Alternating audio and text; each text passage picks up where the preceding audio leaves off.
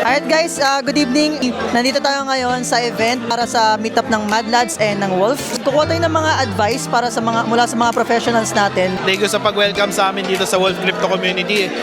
Prof. Tov po.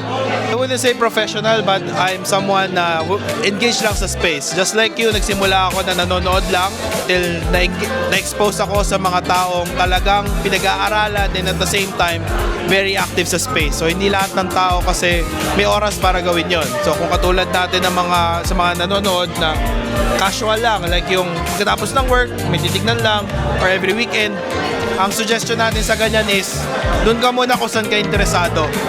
Kasi kung interesado ka sa trading, doon ka magsisimula sa mga top, mga tokens or sa mga specific na product or companies na interesado ka. And doon mo muna, aralin mo muna kung bakit siya tumataas, ano yung meron sa charts.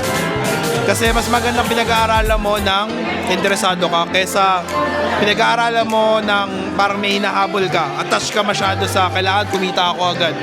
Mas mapapalayo ka agad sa goal mo kasi masyado mong hinahabol yun for me. Ganun yun. So at least enjoyin mo muna kasi hindi mo mapipilit na isang bagay kung hindi ka talaga fan ng ganun. Like ako, hindi naman ako super fan ng mga technical stuff. So pinili ko muna, nag-play turn muna ako. Ayan, mga ganun.